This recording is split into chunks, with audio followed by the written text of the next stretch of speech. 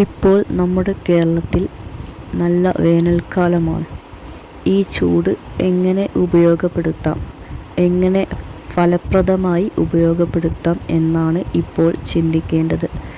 നമുക്ക് ഭക്ഷണ സാധനങ്ങൾ പലതും ഉണക്കി സൂക്ഷിക്കാൻ കഴിയും.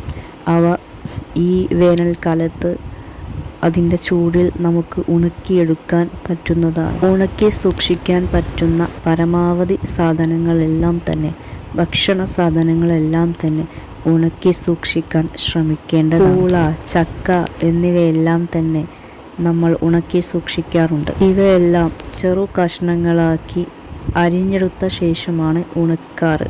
ക്യാരറ്റ്, ബീട്രൂട്ട് എന്നിവയും ചെറിയ കഷ്ണങ്ങളായി അരിഞ്ഞെടുത്തതിന് ശേഷം ഉണക്കി സൂക്ഷിക്കാവുന്നതാണ്.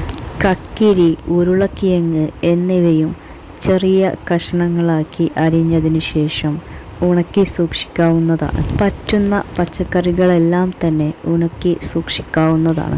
2-3 ദിവസം വെയിലത്ത് വെച്ചാൽ തന്നെ അത് ഉണങ്ങുന്നതാണ്. പാകത്തിന് ഉണങ്ങിയ ശേഷം അടപ്പുള്ള പാത്രങ്ങളിൽ സൂക്ഷിക്കുക. പിന്നീട് ആവശ്യ സമയത്ത് ഈ ഉണങ്ങിയ ഭക്ഷണ സാധനങ്ങൾ വറുത്ത് കഴിക്കാവുന്നതാണ്. വറുത്ത് മാത്രമല്ല, വേവിച്ചും കഴിക്കാവുന്നതാണ്. ഇത്തരം ഉണക്കിയ ഭക്ഷണ പദാർത്ഥങ്ങൾ എണ്ണയിൽ പൊരിച്ചെടുക്കുന്നത് കഴിക്കാൻ വളരെ ടേസ്റ്റിയാണ്. പൊരിച്ചെടുക്കുമ്പോൾ കരിയാൻ പാടില്ല.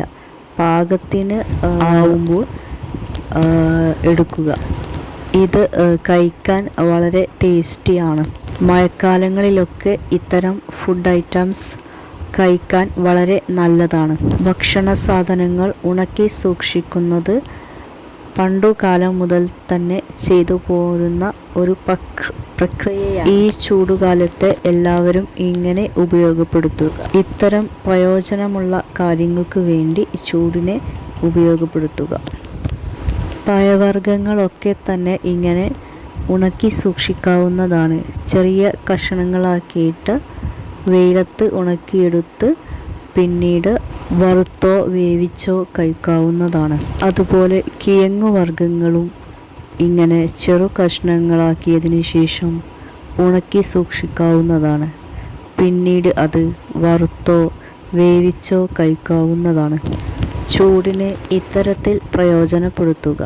ഭക്ഷണ സാധനങ്ങൾ ഉണക്കാൻ വേണ്ടിയിട്ട് ചൂടിനെ ഈ സമയത്ത് ഉപയോഗപ്പെടുത്താം. ചൂടിൻ്റെ കാഠിന്യം കൂടുമ്പോൾ പെട്ടെന്ന് ഉണങ്ങിക്കിട്ടും എന്നതുകൊണ്ട് തന്നെ ഈ സമയത്ത് ഉണക്കുന്നത് എളുപ്പത്തിൽ ഉണങ്ങിക്കിട്ടാൻ സഹായകരമാവും.